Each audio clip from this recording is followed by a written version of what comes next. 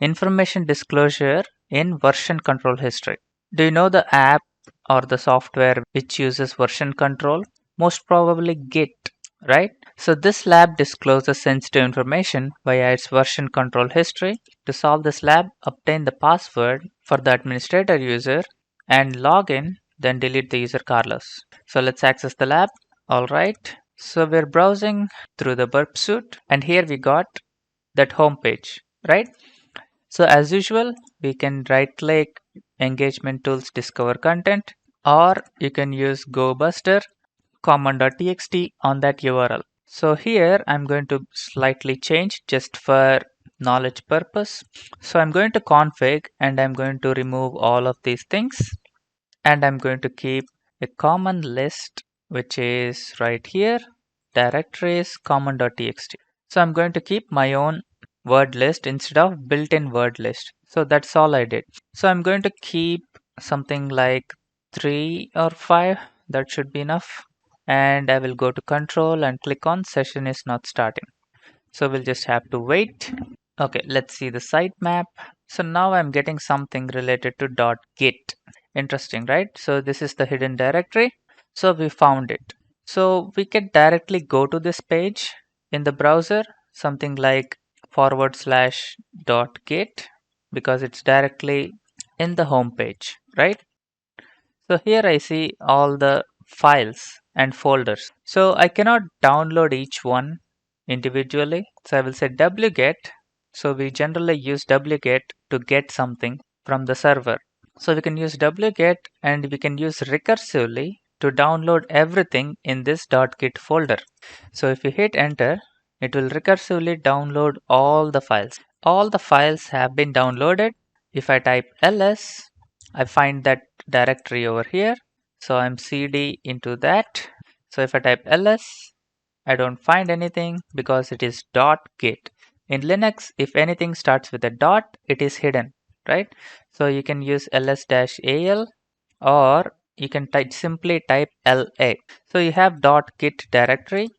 So you can go to that directory and type ls. You can see everything.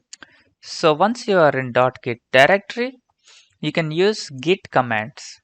Okay, for example, git branch. It will tell us which branch are you currently in.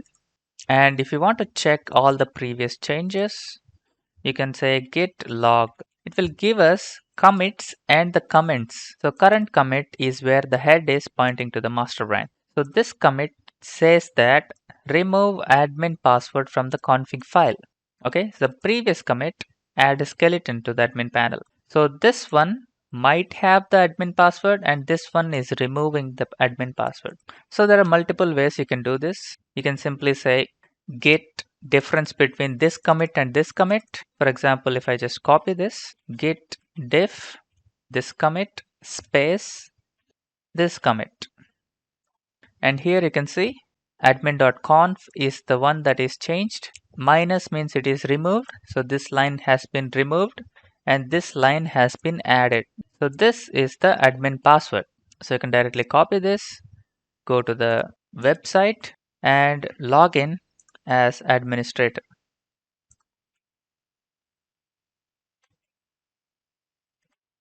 So from here you can delete the user Carlos. So the lab is solved. And as usual, we have some other techniques to explore. So let's see what they are. You can stop right here if you want, or you can continue to explore some new techniques. So first thing I want to explore is GoBuster. So if we haven't seen GoBuster, so I will still use common.txt, but I have to change this URL from, I can say here, right click, copy URL. So I'm just copying the home page. You can copy the home page directly from here. It doesn't matter. So paste it here and hit enter.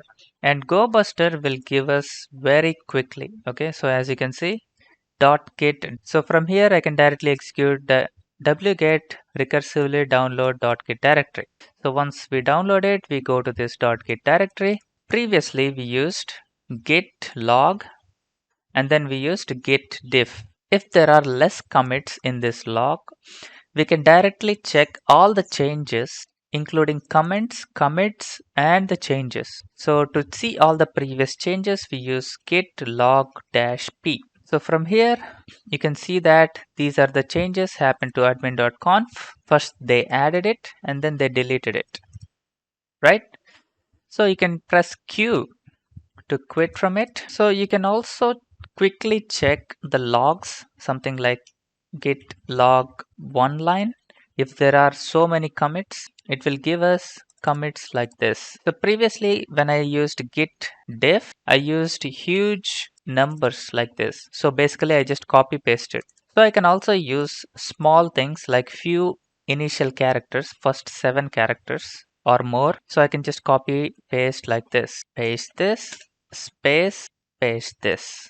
Okay, so this will also give us the changes between those two commits. Please find all the working commands, payloads, and other resources in the description. I'll see you in the next one. Peace.